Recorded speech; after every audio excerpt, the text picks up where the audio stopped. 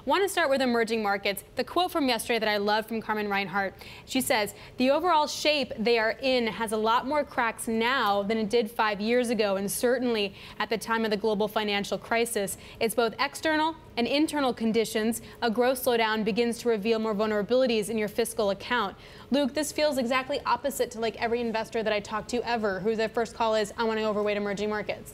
Yeah, I think the shine has kind of come off since the dollar's bounced on emerging markets, and you see that kind of infect the space. But listen, when we talk about vulnerabilities in emerging markets, if we're just talking about stock of debt, like, obviously, you would like that to be increasing. That's associated with increased activity. Is it a vulnerability? Yes, but does it represent, higher potential earnings power, capex, production power? Yes, I think there was a really good interview that Joe Weisenthal did with Srinivas Tiruvadante the other day on What'd You Miss, and he said, in 2013 it was the fragile five, but we can see how these EM things get from idiosyncratic to very broad very quickly, as it did from 2014 to 2016 when we got the commodity price collapse. Well, so I think you can get a lot of spreading, a lot of ripple effects from few sources like the Argentina, the Turkey, the Indonesia. I'm just impressed how you pronounce that name. He practiced it. You can do that. I did. You can come in for me anytime you want. Look, so one of the ways we look at sort of how emerging markets are running, Carolyn, is by taking a look at foreign exchange. I'm going to put this up in WCRS that indicates for the last 5 days.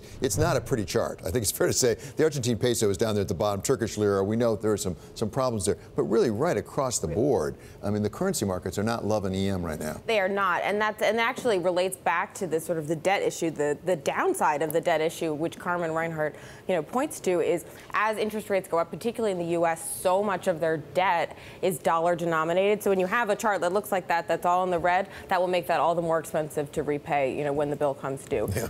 And that's not only the dollar, of course, but it has to do with yields, too. And this comes from one of my favorite charts that I've seen so far this week. If you come inside the Bloomberg, it's the 10-year rate is now 1% higher than global yields. Yes, we're off from the highs of the session today at 3.09, but nonetheless, the rotation of when you're going to see money come into Treasuries is the question now, Luke, in the market.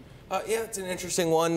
Bank of America's latest May survey of global fund managers, one thing that emboldened them and made them short-term bullish on stocks was that fund managers were telling them, we're not going to really make a bigger move into treasuries until we get 3.6 on the 10-year, and we're still a ways away from there, so maybe kind of that story still has some room to go. Again, probably focused more on the front end of the curve and how that might be driving people into, from short-term corporate credit into safer treasury bonds and that treasury bills, and then how that kind of flows through the rest of the risk spectrum. That might be more the spot to watch.